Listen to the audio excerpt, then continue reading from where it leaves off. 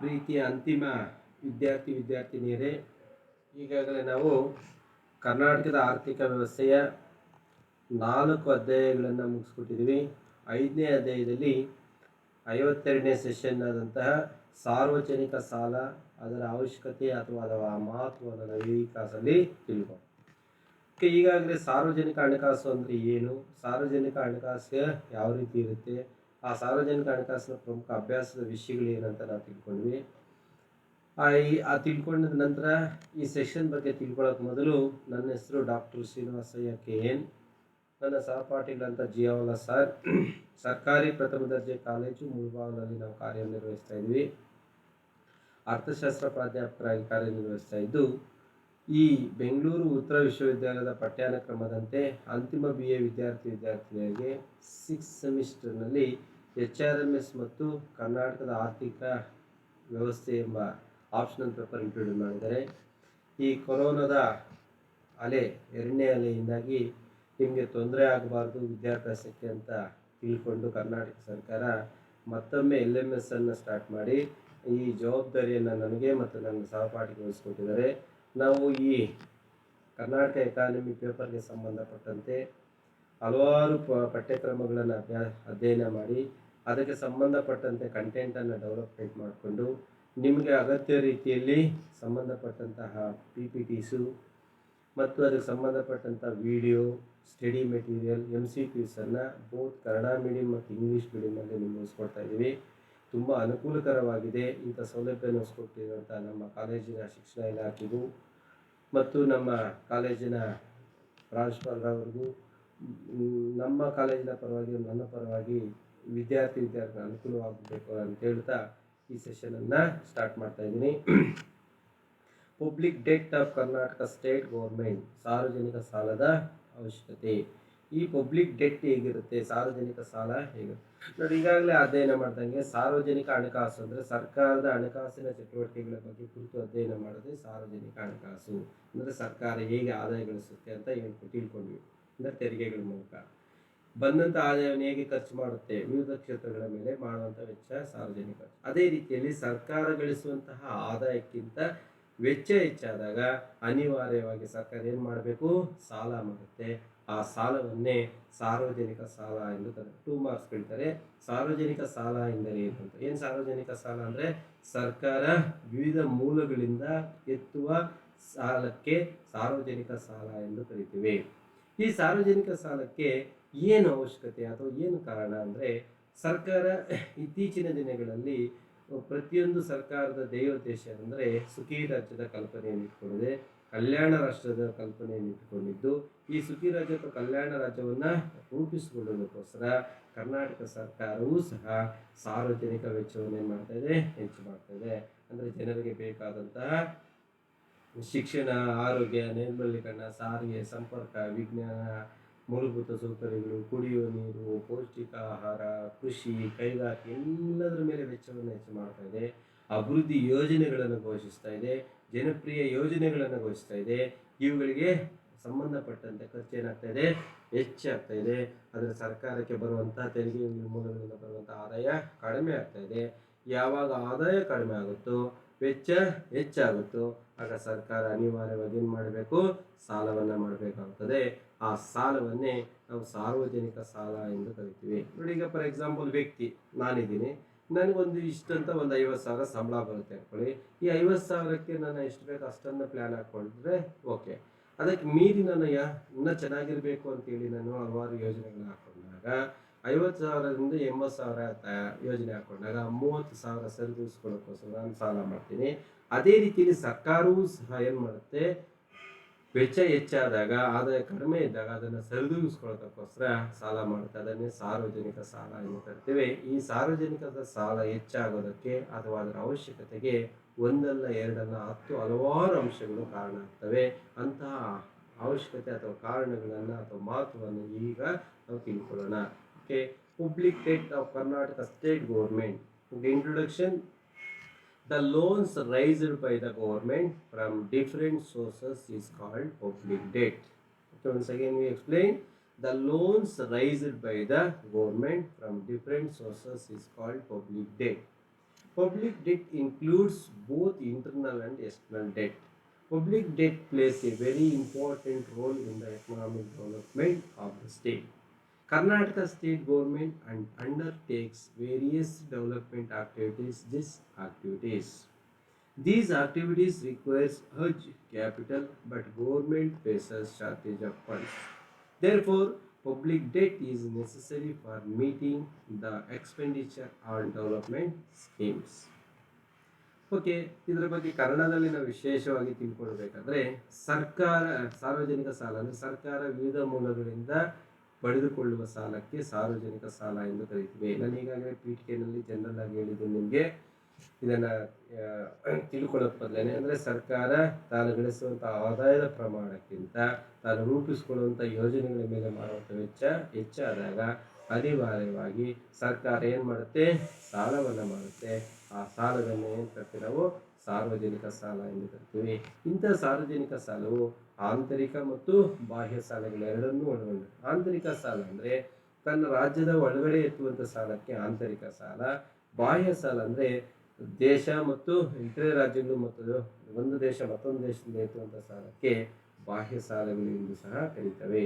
ಇಂಥ ಸಾರ್ವಜನಿಕ ಸಾಲವು ಯಾವುದೇ ಒಂದು ರಾಜ್ಯ ಅಥವಾ ಕರ್ನಾಟಕ ರಾಜ್ಯದ ಆರ್ಥಿಕ ಅಭಿವೃದ್ಧಿಯಲ್ಲಿ ಅತ್ಯಂತ ಪ್ರಮುಖವಾದಂತಹ ಪಾತ್ರವನ್ನು ನಿರ್ವಹಿಸುತ್ತದೆ.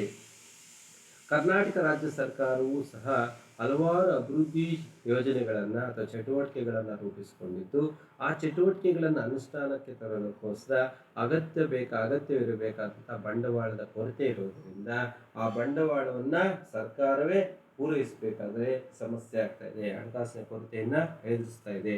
ಈ ಎದುರಿಸ್ತಾ ಇರುವಂತಹ ಹಣಕಾಸು ಸಮಸ್ಯೆಯನ್ನು ರೂಪಿಸಿ ಅದನ್ನು ಸರಿಪಡಿಸಿ ಅಭಿವೃದ್ಧಿ ಯೋಜನೆಗಳ ಮೇಲೆ ವೆಚ್ಚವನ್ನು ಮಾಡಲೇಬೇಕಾಗ್ತದೆ. ಆ ವೆಚ್ಚವನ್ನು ಭರಿಸೋದಕ್ಕೋಸ್ಕರ ಸರ್ಕಾರ ಏನು ಮಾಡುತ್ತೆ, ಸಾಲವನ್ನು ಮಾಡಬೇಕಾಗುತ್ತೆ. ಅದನ್ನೇ ಸಾರ್ವಜನಿಕ ಸಾಲ ಅಥವಾ ಅದರ ಅವಶ್ಯಕತೆ ಇದೆ.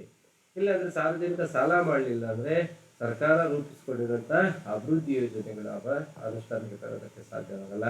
ಯಾವಾಗ ಅನುಷ್ಠಾನಕ್ಕೆ ತರೋದಕ್ಕೆ ಸಾಧ್ಯವಾಗದಿಲ್ಲೋ ಆಗ ರಾಜ್ಯ ಅಭಿವೃದ್ಧಿ ಆಗೋದಕ್ಕೆ ಸಾಧ್ಯವಾಗಲ್ಲ. ಇದು ಸಾರ್ವಜನಿಕ ಸಾಲದ ಅವಶ್ಯ ಅಥವಾ ಮಹತ್ವ ಅಥವಾ ಪ್ರಾಮುಖ್ಯತೆಗೆ ಪ್ರಮುಖವಾದಂಥ ಹಿನ್ನೆಲೆ ಅಥವಾ ಪೀಠಿಕೆಯಾಗಿದೆ. ಈ ಸಾರ್ವಜನಿಕ ಅವಶ್ಯಕತೆ ಒಂದಲ್ಲ ಎರಡಲ್ಲ ಹಲವಾರು ಅಂಶಗಳನ್ನು ಒಳಗೊಂಡಿದೆ. ಅಂಥ ಅಂಶಗಳಂದರೆ ಈ ಕೆಳಗಂತ ಅಧ್ಯಯನ ಮಾಡ್ಬೋದು. Okay, necessity of public debt. ಸಾರ್ವಜನಿಕ ಸಾಲದ ಅವಶ್ಯಕತೆ ಏನು?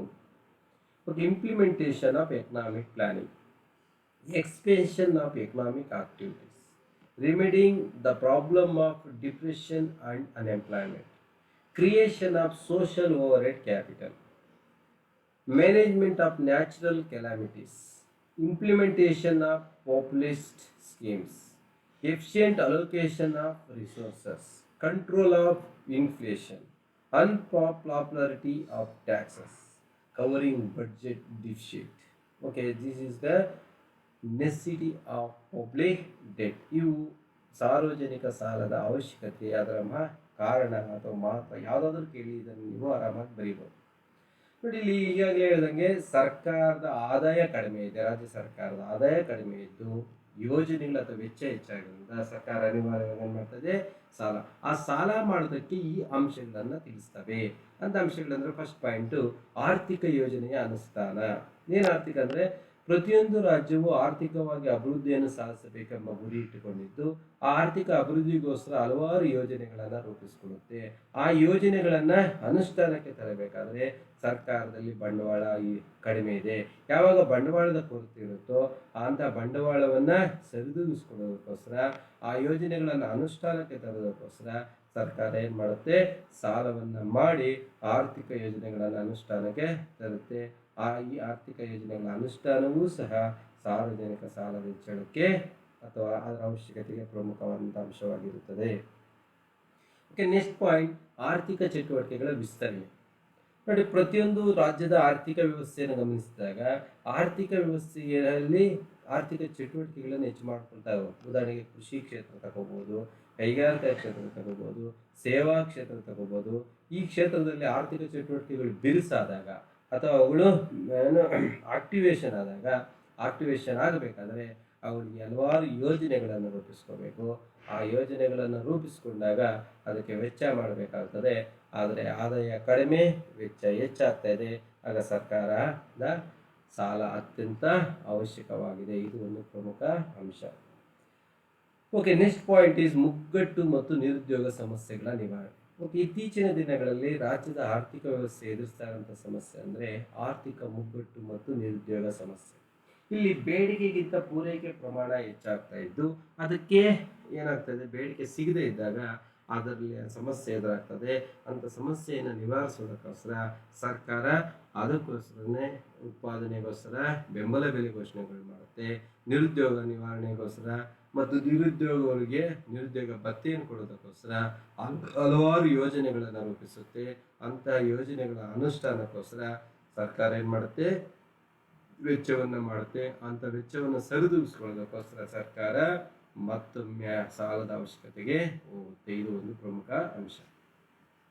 ನೆಕ್ಸ್ಟ್ ಪಾಯಿಂಟ್, ಸಾಮಾಜಿಕ ಮೌಲ್ಯೋತ್ಪಾದಕ ಬಂಡವಾಳದ ಹೆಚ್ಚಳ ಅಥವಾ ನಿರ್ಮಾಣ. ಸಾರ್ವಜನಿಕ ಸಾಲದ ಮತ್ತೊಂದು ಅವಶ್ಯಕತೆ ಅಥವಾ ಹೆಚ್ಚಳಕ್ಕೆ ಕಾರಣ ಅಂದರೆ ರಾಜ್ಯ ಸರ್ಕಾರಗಳು ಇತ್ತೀಚೆಗೆ ಆರ್ಥಿಕ ಯೋಜನೆಗಳನ್ನು ರೂಪಿಸ್ಕೊಳ್ತಾ ಇದ್ದಾವೆ. ವಿದೇಶಿ ನೇರ ಬಂಡವಾಳ ಹೂಡಿಕೆಗೆ ರೆಡ್ ಕಾರ್ಪೆಟ್ ಆಗ್ತಾ ಇದ್ದಾವೆ. ಆಗಬೇಕಾದ್ರೆ ಆ ವಿದೇಶಿ ನೇರ ಬಂಡವಾಳ ಹೂಡಿಕೆ ಬರಬೇಕಾದ್ರೆ ಯೋಜನೆಗಳ ಅನುಷ್ಠಾನ ಆಗಬೇಕಾದ್ರೆ ಇವು ಒಂಥರ ಆಧಾರ ಸ್ತಂಭಗಳು. ಯಾವುವು? ಸಾಮಾಜಿಕ ಮೌಲ್ಯ. ಏನು ಸಮಾಜದಲ್ಲಿ ಮೌಲ್ಯ ಭಾಳ ಅಂದರೆ ಶಿಕ್ಷಣ, ಆರೋಗ್ಯ, ಸಾರಿಗೆ, ಸಂಪರ್ಕ, ವಿಜ್ಞಾನ, ತಂತ್ರಜ್ಞಾನ, ಕುಡಿಯುವ ನೀರು, ಇವೆಲ್ಲವೂ ಸಹ ಸಾಮಾಜಿಕ ಮೌಲ್ಯ. ಇವುಗಳು ಸ್ಥಾಪನೆ ಆಗದರೆ ಅಥವಾ ಇವುಗಳ ಅಭಿವೃದ್ಧಿ ಆಗದೆ ರಾಜ್ಯ ಅಭಿವೃದ್ಧಿ ಆಗೋದಕ್ಕೆ ಸಾಧ್ಯವಲ್ಲ. ಇವುಗಳನ್ನು ಅಭಿವೃದ್ಧಿಪಡಿಸೋದಕ್ಕಾದ್ರೆ ಅಥವಾ ಇವುಗಳು ನಿರ್ಮಾಣ ಮಾಡಬೇಕಾದ್ರೆ ಸರ್ಕಾರ ಇವುಗಳ ಮೇಲೆ ಯಥೇಚ್ಛವಾದಂಥ ಬಂಡವಾಳ ಹಾಕಬೇಕು. ಬಂಡವಾಳ ಹಾಕೋದಕ್ಕೋಸ್ಕರ ಸರ್ಕಾರದಲ್ಲಿ ಆದಾಯದ ಕೊರತೆ ಇದೆ, ಬಂಡವಾಳ ಹಾಕಲೇಬೇಕು. ಅವಾಗ ಸರ್ಕಾರ ಏನು ಮಾಡುತ್ತೆ, ಸಾಲವನ್ನು ಮಾಡಿ ಇವುಗಳನ್ನು ಅಭಿವೃದ್ಧಿಪಡಿಸುವ ಅವಶ್ಯಕತೆಗೋಸ್ಕರ ಸರ್ಕಾರ ಸಾಲವನ್ನು ಮಾಡುತ್ತೆ. ಇದು ಒಂದು ಪ್ರಮುಖ ಕಾರಣ. ನೆಕ್ಸ್ಟ್ ಪಾಯಿಂಟು, ಪ್ರಾಕೃತಿಕ ವಿಕೋಪಗಳ ನಿರ್ವಹಣೆ. ನೋಡಿ, ಸಾರ್ವಜನಿಕ ಸಾಲದ ಅವಶ್ಯಕತೆಗೆ ಮತ್ತೊಂದು ಪ್ರಮುಖವಾದಂಥ ಕಾರಣ ಅಂದರೆ ರಾಜ್ಯ ಸರ್ಕಾರ ಆಗಲಿ ಕೇಂದ್ರ ಸರ್ಕಾರಗಳಾಗಲಿ ಪ್ರತಿಯೊಂದು ಸರ್ಕಾರಗಳು ಅಥವಾ ಪ್ರತಿಯೊಂದು ರಾಜ್ಯವು ಆಗಾಗ ಸಂಭವಿಸುವಂಥ ಪ್ರಕೃತಿ ವಿಕೋಪಗಳಂಥ ಭೂಕಂಪ ಆಗ್ಬೋದು, ಚಂಡಮಾರುತ ಆಗ್ಬೋದು, ಅಧಿಕವಾದಂಥ ಮಳೆ ಆಗ್ಬೋದು, ಸುನಾಮಿ ಆಗ್ಬೋದು, ಈ ರೀತಿಯಾಗಿ ಮಳೆಗಳು ಸಂಭವಿಸಿದಂಥ ಸಂದರ್ಭದಲ್ಲಿ ಪ್ರಾಕೃತಿಕವಾಗಿ ಸಂಭವಿಸಿದಂಥ ಭೂಕಂಪಗಳಿಂದಾಗಿ ಯಥೇಚ್ಛವಾದಂತಹ ಒಂದು ವೇಸ್ಟ್ ಆಗುತ್ತೆ, ಅಂದರೆ ನಷ್ಟ ಉಂಟಾಗ್ತದೆ. ಆ ನಷ್ಟವನ್ನು ಸರಿದೂಗಿಸಬೇಕಾದ್ರೆ ಸರ್ಕಾರ ಅನೇಕ ರೀತಿಯಾದಂಥ ಘೋಷಣೆಗಳನ್ನು ಮಾಡಬೇಕಾಗುತ್ತೆ, ಪರಿಹಾರವನ್ನು ಕೊಡಬೇಕಾಗ್ತದೆ. ಆಗ ಸರ್ಕಾರ ಅನಿವಾರ್ಯವಾಗಿ ಸಾಲ ಮಾಡಿ ಆ ಸಾಲವನ್ನು ಇದಕ್ಕೋಸ್ಕರ ವೆಚ್ಚವನ್ನು ಮಾಡಿ. ಇದು ಒಂದು ಪ್ರಮುಖ ಅಂಶ. ನೆಕ್ಸ್ಟ್, ಜನಪ್ರಿಯ ಯೋಜನೆಗಳ ಅನುಷ್ಠಾನ. ಪ್ರತಿಯೊಂದು ರಾಜ್ಯ ಸರ್ಕಾರಗಳು ಸಹ ತನ್ನ ಸರ್ಕಾರ ಜನರಿಗೆ ಪ್ರಿಯವಾಗಿರಬೇಕೆಂಬುದಾಗಿ ತಿಳ್ಕೊಂಡು ಜನಪ್ರತಿನಿಧಿಗಳು ಜನರಿಗೆ ಬೇಕಾದಂಥ ಹಲವಾರು ಯೋಜನೆಗಳನ್ನು ಜಾರಿಗೆ ತರ್ತಾರೆ.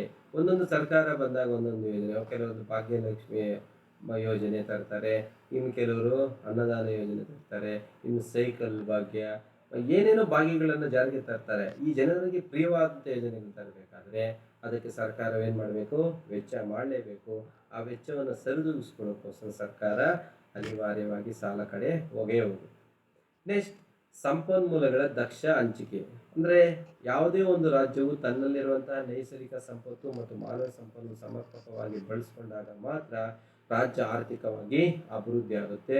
ಆರ್ಥಿಕವಾಗಿ ಅಭಿವೃದ್ಧಿ ಆಗಬೇಕಾದ್ರೆ ಆ ಸಂಪನ್ಮೂಲಗಳನ್ನು ಬಳಸ್ಕೋಬೇಕಾದ್ರೆ ಬಂಡವಾಳ ಕೊರತೆ, ತಂತ್ರಜ್ಞಾನ ಕೊರತೆ ಇದೆ. ಅದನ್ನು ಸರಿದೂಗಿಸ್ಕೊಳ್ಳೋದಕ್ಕೋಸ್ಕರ ಸರ್ಕಾರ ಸಾಲವನ್ನು ಮಾಡಿ ಸಂಪನ್ಮೂಲಗಳನ್ನು ದಕ್ಷವಾಗಿ ಹಂಚಿಕೆ ಮಾಡಿಕೊಳ್ಳೋದಕ್ಕೋಸ್ಕರ ಅಭಿವೃದ್ಧಿ ಕಡೆ ಹೋಗ್ತಾ ಇದೆ. ಅದಕ್ಕೋಸ್ಕರ ಸರ್ಕಾರ ಸಾಲ ಮಾಡಿ. ನೆಕ್ಸ್ಟ್ ಪಾಯಿಂಟ್, ಹಣದುಬ್ಬರದ ನಿಯಂತ್ರಣ. ನಾನು ಈಗಾಗಲೇ ಹೇಳ್ದಂಗೆ ಇತ್ತೀಚಿನ ದಿನಗಳಲ್ಲಿ ಬೆಲೆಗಳು ನಿರಂತರವಾಗಿ ಏರ್ತಾ ಇದೆ. ಆ ಸನ್ನಿವೇಶಕ್ಕೆ ಹಣದುಬ್ಬರ ಅಂತ ಕರಿತೀವಿ. ಯಾವಾಗ ಬೆಲೆಗಳು ಹೆಚ್ಚಾಗ್ತವೋ ಆಗ ಜನರಿಗೆ ಸಮಸ್ಯೆ ಆಗ್ತದೆ, ಸುಖವಾಗಿರಲ್ಲ. ರಾಜ್ಯದ ಕಲ್ಪನೆ ಏನು? ಸುಖಿ ರಾಜ್ಯದ ಕಲ್ಪನೆ.